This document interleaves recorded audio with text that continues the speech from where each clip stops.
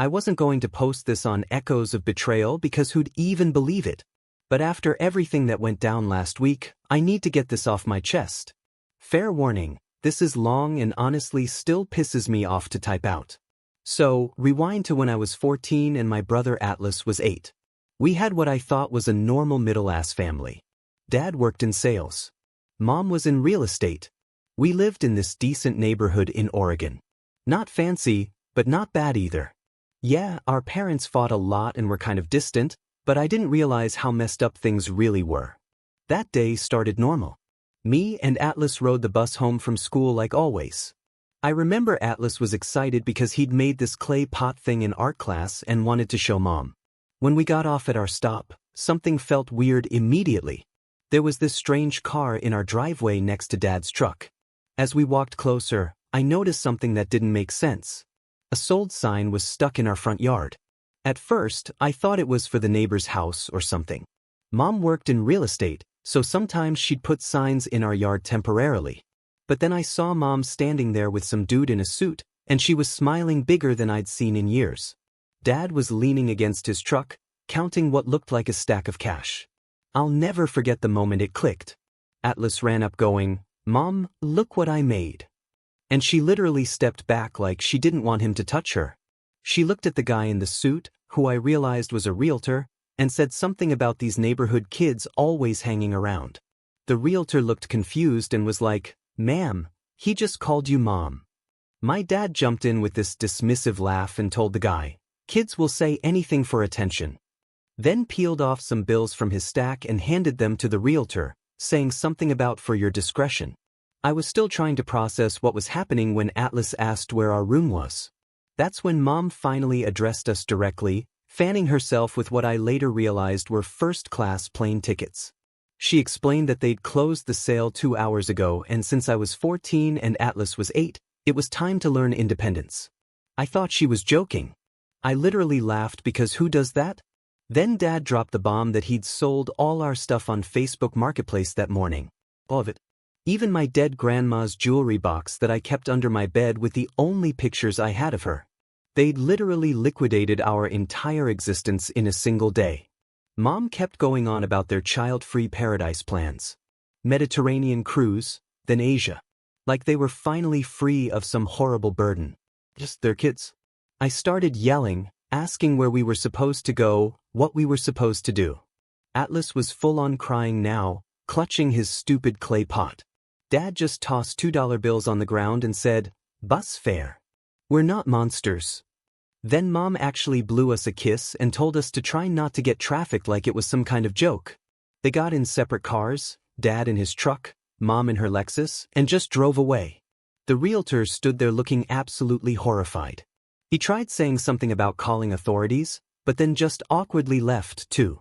Later, I realized he probably thought he'd get in trouble for being part of whatever this was. Atlas was hysterical, and I was in shock. We just stood there on the lawn of what used to be our house. The new owners were moving in that day. A moving truck pulled up while we were still standing there. And this couple got out looking all excited about their new home. They seemed nice, but were obviously uncomfortable finding 2 kids crying on their new lawn. They asked if we were neighbors, and I didn't even know what to say. I grabbed Atlas and we walked to the park a few blocks away. I tried calling our parents, but both their numbers were already disconnected. That's when it hit me that this wasn't some sick joke. They had actually planned this probably for months. That night, we slept on the playground equipment. I covered Atlas with my jacket and told him everything would be okay. Even though I had no idea what we were going to do, we had the clothes on our backs, $2 and Atlas's clay pot, which broke around midnight when he rolled over in his sleep. In the morning, we went to my friend Devin's house. His mom freaked out when I explained what happened. She tried calling the police, but get this, my parents had actually filed some paperwork claiming they were sending us to live with our aunt in Idaho. They'd forged her signature and everything. So when the police checked, it looked like we were supposed to be on our way to our aunt's, not abandoned. Devin's mom called my aunt, who I'd only met like twice. My mom's older sister. She was pissed, not at my parents, but at having to deal with us. Turns out my parents had been telling the family for years that they regretted having kids, that we were destroying their lives and finances. They'd been painting this picture of being trapped and miserable because of us. My aunt reluctantly agreed to let us stay with her, but made it clear it was temporary until she figured something out. We took a Greyhound to Idaho the next day. 3 days after being abandoned, we were living with an aunt who resented us in a tiny apartment in Boise. The thing I didn't understand then was why. Like, they weren't teen parents forced into parenthood. They'd been married 3 years before having me. Dad was 28 and Mom was 26 when I was born. They chose to have Atlas years later. But according to my aunt, they'd been complaining for years about how kids ruined their dreams of traveling the world and living some fantasy lifestyle. Apparently, the final straw was when Dad's parents died in a car accident 6 months earlier. They weren't close, but Dad inherited enough money that suddenly their freedom fantasy seemed possible. They just needed to get rid of us first. So that's what they did. They erased us. And for 12 years, we didn't hear a single word from either of them. My aunt never let us forget we were burdens. Atlas developed this stutter and anxiety that took years of therapy to improve. I worked every job I could find starting at 15, lying about my age to get hired at a local restaurant washing dishes. I was determined we wouldn't be dependent on anyone who didn't want us. We saw their posts sometimes. Photos from Barcelona, Thailand, Bali, living their best child-free lives while we struggled to survive. They never checked on us, sent money, called on birthdays, nothing. It was like we never existed. Fast forward 12 years. I'm 26 now. Atlas is 20. We've built lives from nothing. I put myself through community college, working multiple jobs. Atlas is in his 2nd year at State University on scholarship. We survived. No thanks to them. Then 4 days ago, we finally executed the plan we've been working on for the past year. A plan that started when we discovered our parents had blown through their inheritance and moved back to the States, trying to rebuild their lives in California. They've been frantically calling and texting for the past 4 days.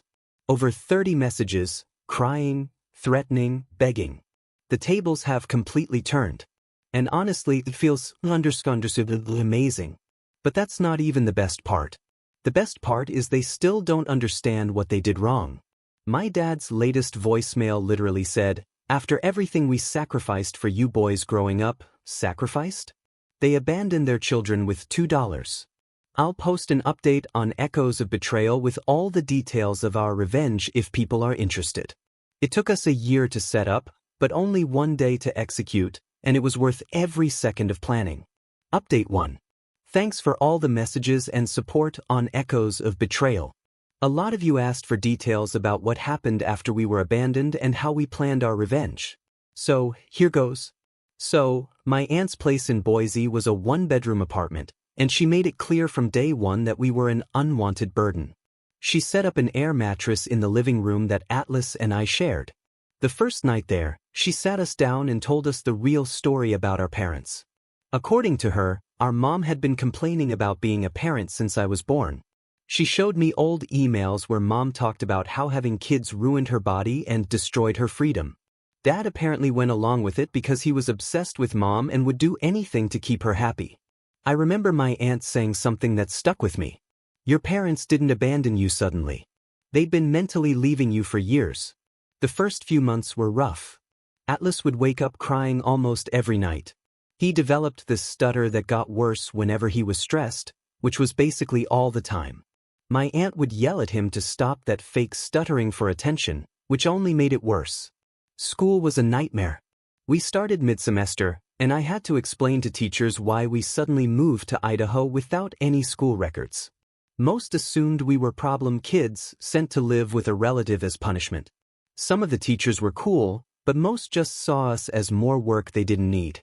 After about 3 months, my aunt started dropping hints about more permanent arrangements and looking up stuff about foster care on her laptop, which she always left open for us to see. Message received loud and clear. That's when I got my first job at 14, lying about my age to wash dishes at this local diner. The owner probably knew I wasn't 16, but didn't care as long as I worked hard. I gave my aunt money for rent, which she happily took. It wasn't much, but it was enough to keep her from actively trying to get rid of us. One night about 6 months after we moved in, I was using my aunt's desktop computer to do homework when a notification popped up. It was my mom posting on Instagram. I hadn't even thought to look for them on social media before that. There they were posing on some beach in Thailand. Mom in a bikini, dad with a stupid straw hat, both holding cocktails with those little umbrellas. The caption was something like, "Day 180 of our freedom tour. Never been happier."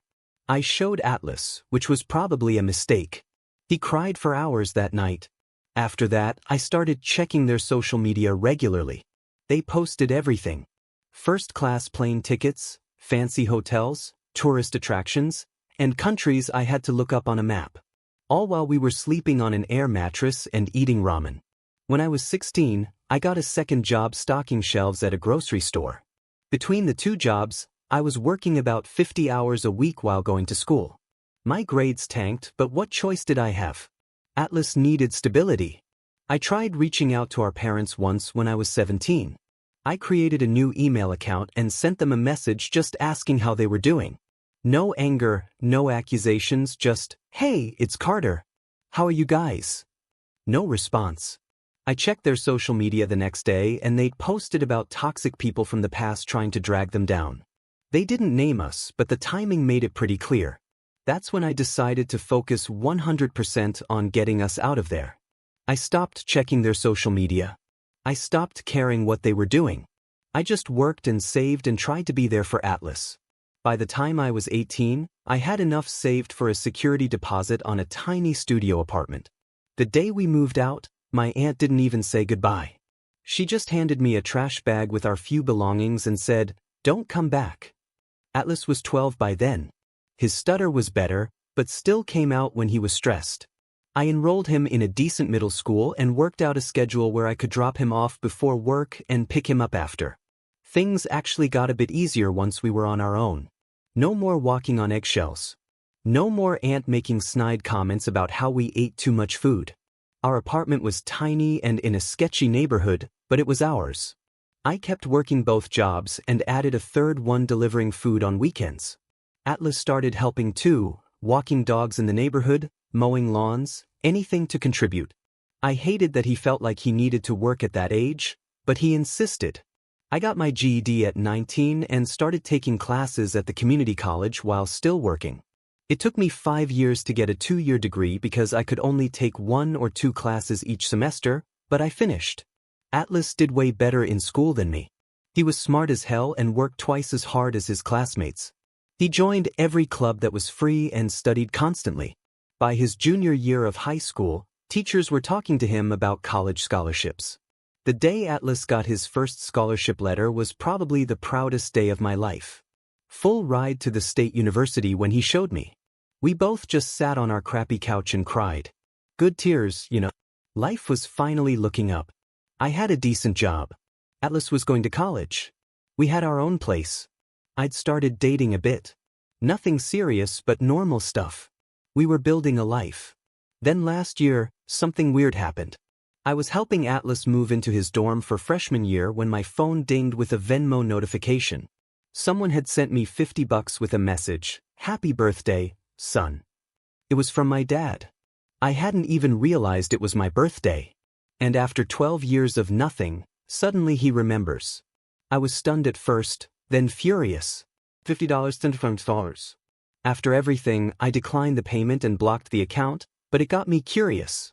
I hadn't looked them up in years. So that night, I searched for them online. Turns out they'd run out of money. Their great adventure had ended about 2 years earlier when they blew through all their inheritance. According to their social media, they'd moved back to the US and were living in San Diego.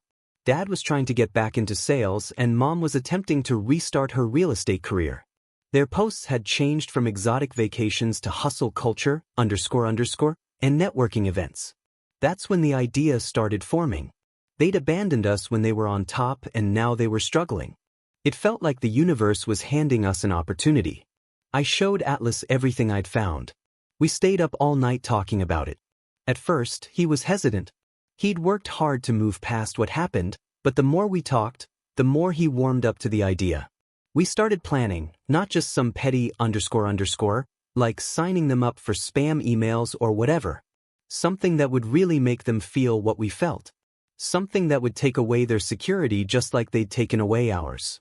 The plan took shape over several months. We researched, we plotted, we prepared. Atlas was actually the mastermind behind most of it.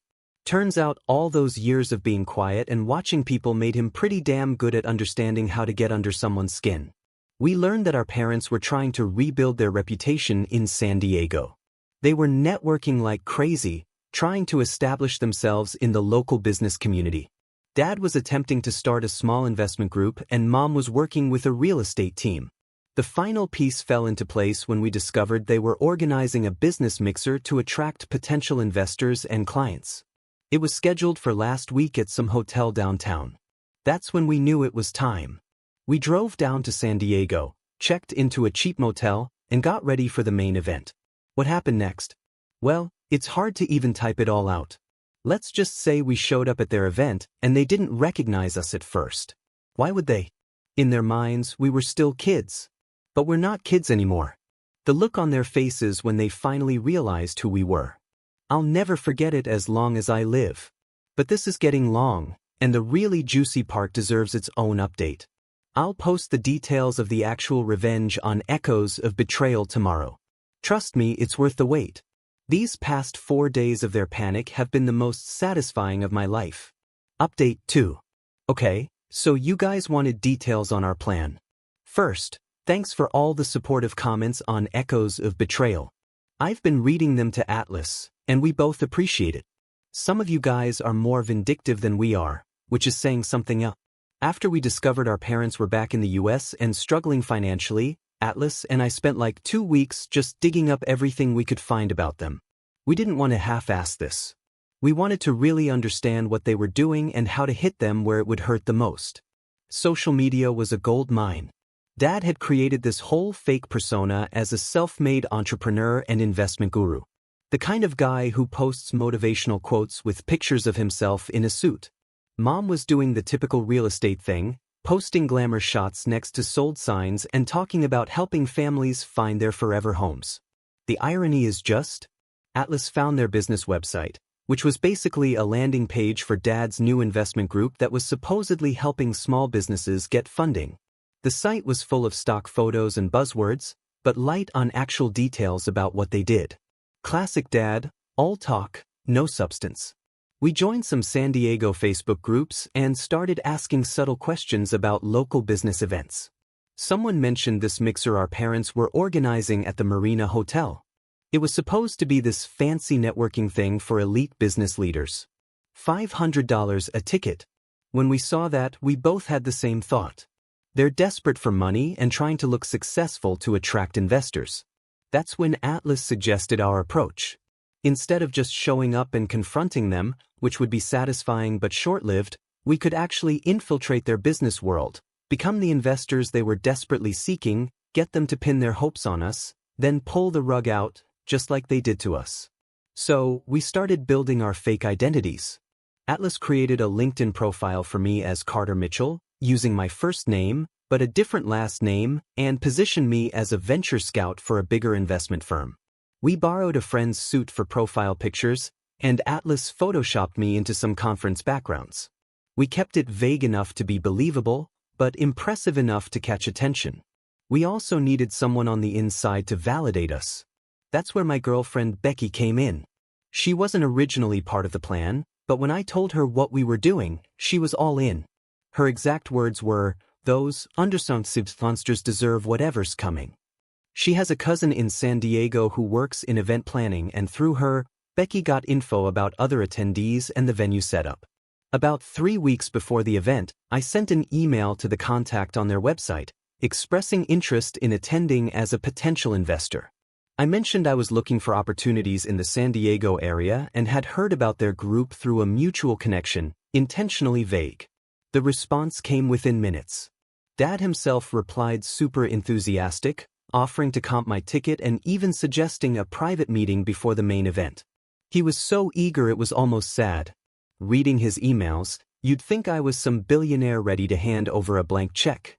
I strung him along asking questions about their business model, their current investors, projected returns, All the stuff a real investor would ask.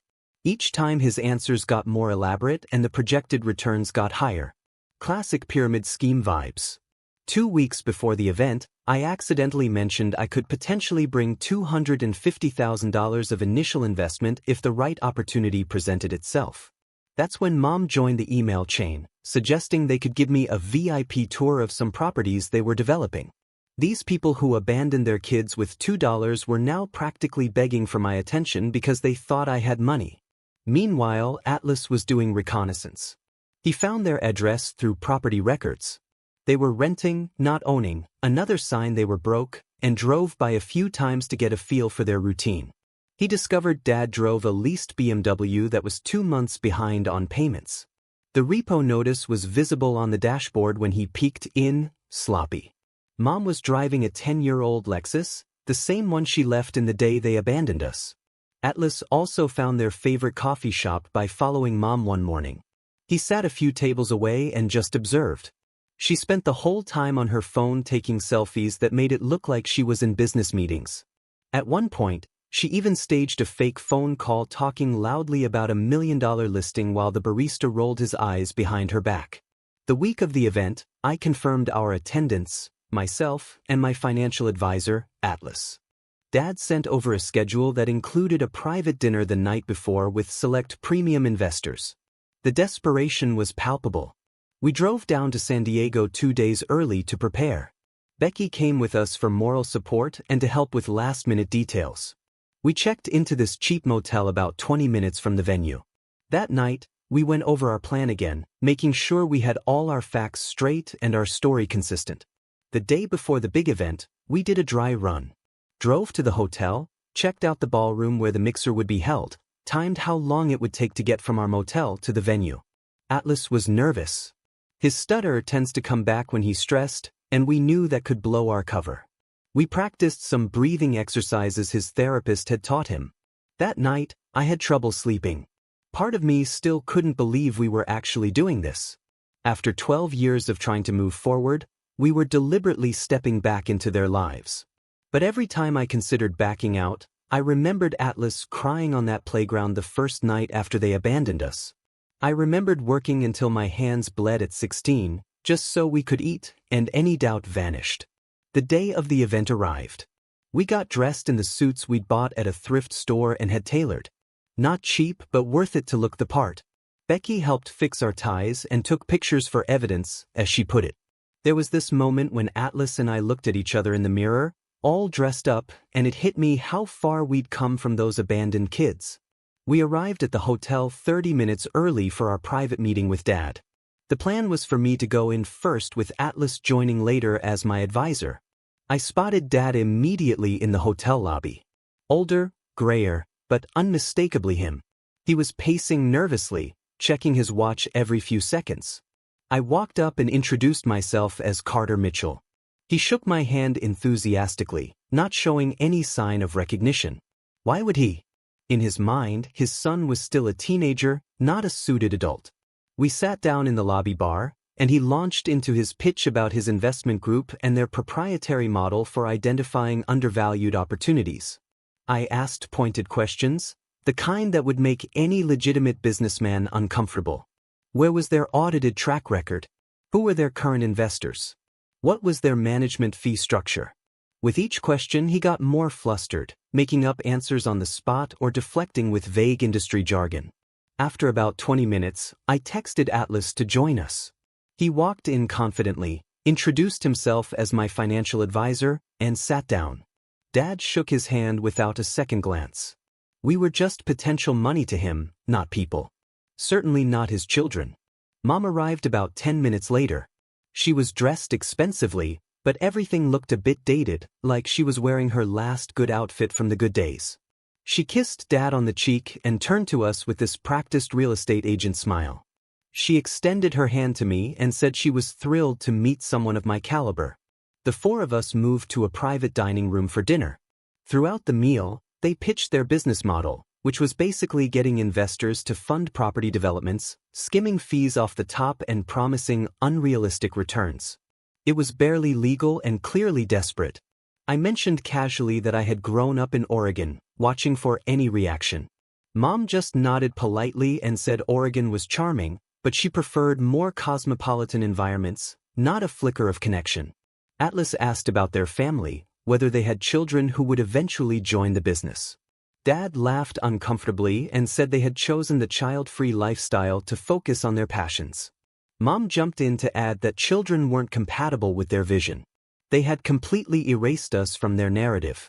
Throughout dinner, Atlas was recording everything on his phone in his pocket. Not just for the revenge, but for our own validation, proof that we weren't crazy, that they really were these callous people who could sit across from their own sons and not recognize them. After dinner, we moved to the main event, the mixer in the hotel ballroom. About 50 people were there, mostly older couples, trying to look wealthy and important. Dad introduced me to everyone as a major potential investor, and people flocked around us like we were celebrities. That's when we implemented phase 2 of our plan. I started mentioning to people that I was particularly interested in their group because of their family values and integrity. I asked other attendees if they'd had good experiences with the couple, if they seemed trustworthy, just planting seeds of doubt. Meanwhile, Atlas was doing the same on the other side of the room, subtly questioning their business model and hinting that he'd heard concerning things about their past ventures. Nothing specific, just enough to make people uncomfortable. As the night went on, I could see Dad getting more desperate for commitment. He pulled me aside and offered me founder status if I invested that night, a special rate not available to others. I told him I was definitely interested, but needed to see some documentation first, specifically their background and history. That's when he started getting personal, sharing his life story, a completely fabricated version where he and Mom had built everything from scratch through hard work and determination. No mention of inheritance money, no mention of abandoning 2 kids. According to him, they'd had some setbacks during the recession, but were now poised for a comeback. I nodded sympathetically and said I admired people who were honest about their past. I mentioned that I always did thorough background checks before investing. Standard procedure. His face twitched slightly. By the end of the night, they were practically salivating at the prospect of my investment.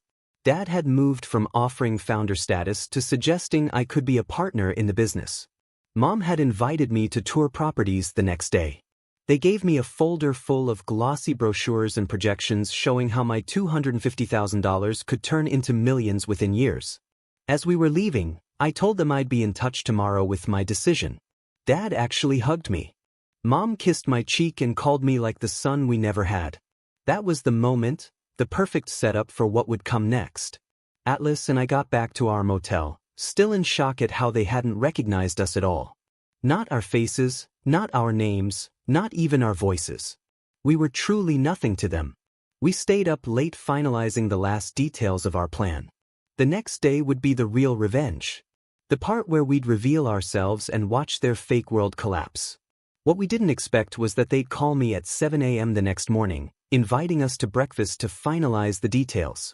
They couldn't even wait a few hours. The desperation was real, and that's when we knew we had them exactly where we wanted them. Next update on Echoes of Betrayal, the final confrontation and aftermath. It's a lot to type out, but trust me, it was worth every second of planning. Final update.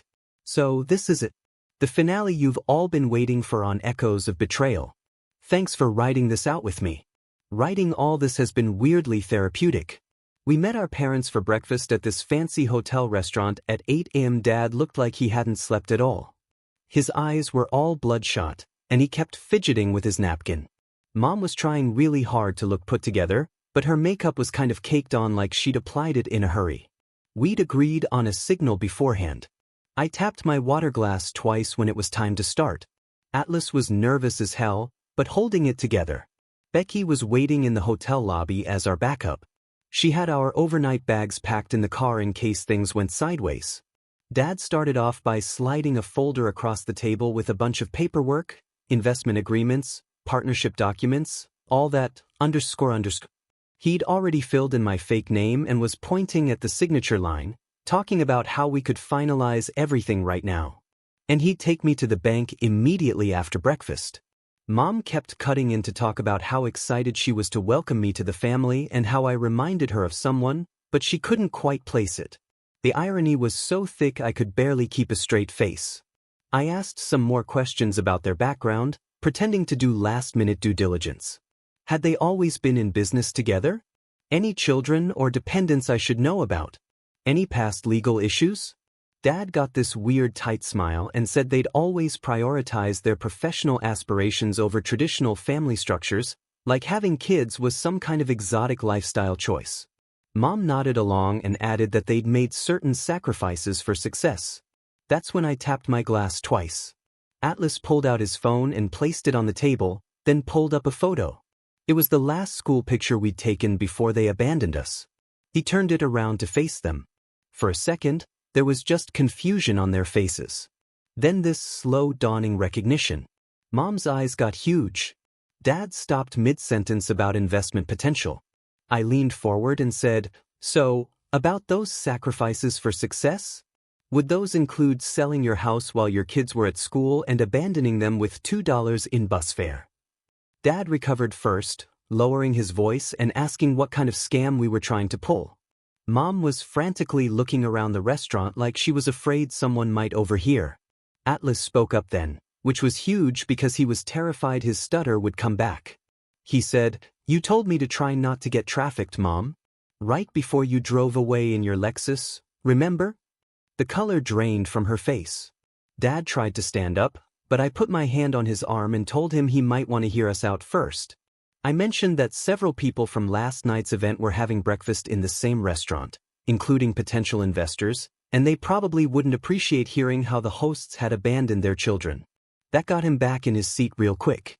What followed was the most surreal 20 minutes of my life. First, they tried denial, claiming, "We must be confused or making it up." Then came anger. How dare we show up and threaten their reputation? Then bargaining.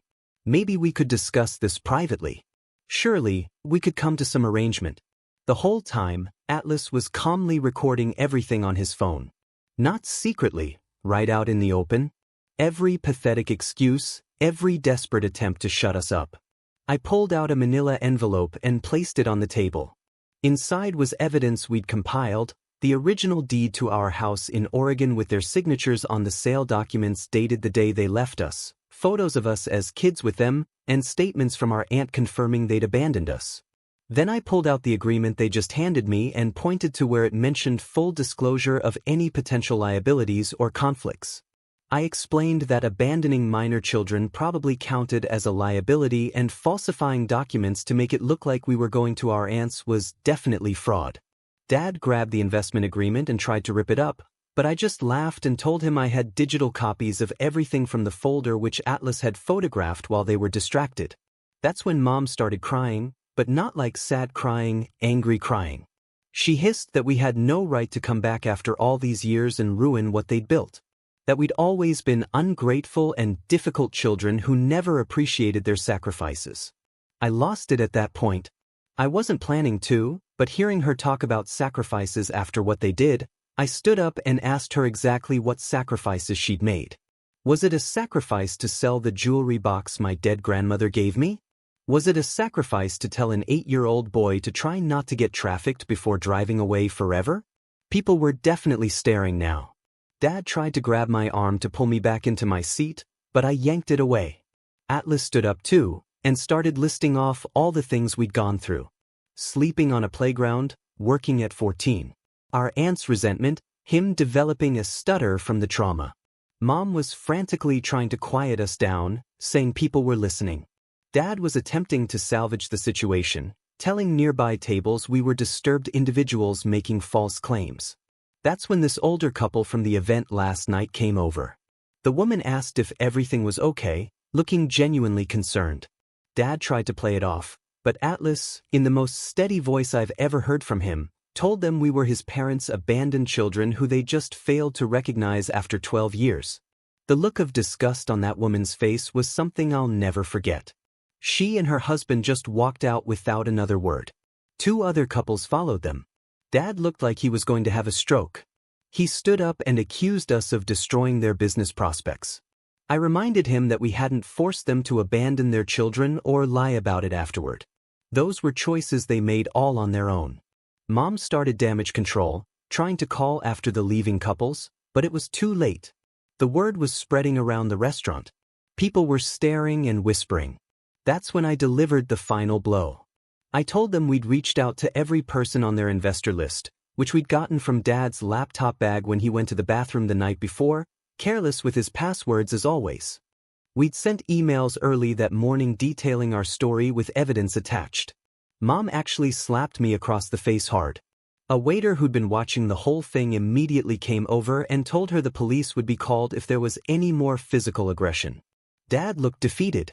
He asked what we wanted: money to ruin them completely. What would make us go away? I told them we didn't want their money. We'd survived and built lives without them. What we wanted was for them to live with the consequences of their actions, just like we'd had to.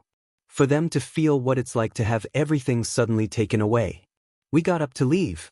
Mom grabbed Atlas's arm and started saying he'd always been her special boy and she'd missed him every day. Completely understandable, since she hadn't recognized him yesterday. Atlas just looked at her hand until she let go. He didn't say a word to her. As we walked out, Dad followed us, begging us to take down the emails, saying we were destroying their lives over one mistake. I stopped and told him it wasn't one mistake. It was a choice they made and reinforced every day for 12 years by not trying to find us, not sending money, not checking if we were even alive. We left them standing in the hotel lobby as people from the mixer walked past, giving them disgusted looks. Several people approached us outside asking if we were okay and saying they'd had no idea about our parents' past. We drove back to our motel, picked up Becky, and headed home. The revenge was done. We'd exposed them publicly, tanked their business prospects, and made sure everyone in their new social circle knew exactly who they were. The messages started about 2 hours later.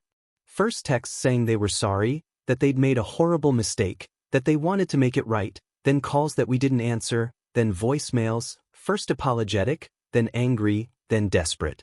Mom texted that they were being evicted because the landlord had been at the hotel and heard everything. Dad left a voicemail saying all their potential investors had pulled out and they were being asked to return deposits they'd already spent. The last 4 days have been a constant stream of messages. Over 30 at last count. The tone keeps shifting between blaming us for arson, overreacting to begging for money, to threatening to sue us for defamation. Good luck with that when everything we said was true. Last night, Dad left a message saying they were sleeping in their car because they couldn't make rent and had nowhere to go. Mom sent a picture of them looking disheveled in what was clearly the back seat of her old Lexus. I'll be honest, there was a moment when I felt a twinge of something. Not guilt exactly, but a weird sense of coming full circle. They abandoned us with nothing, and now they had nothing. But then I remembered Atlas crying himself to sleep for months. I remembered working until my hands bled while other kids were going to parties. I remembered every birthday and Christmas alone. I sent them one final text this morning. Here's $2 for bus fare. We're not monsters. Then I blocked their numbers. Atlas and I are back home now. He's focusing on his classes and I'm trying to process everything that happened. Becky says she's proud of us for standing up for ourselves. I don't know if I feel better exactly. Revenge doesn't heal old wounds, but there's something powerful about finally being seen. About them finally having to acknowledge what they did and face consequences for it. For 12 years, they got to pretend we never existed. Now, everyone knows exactly who they are and what they did. And we get to move forward knowing we're not the ones who should be ashamed. They are.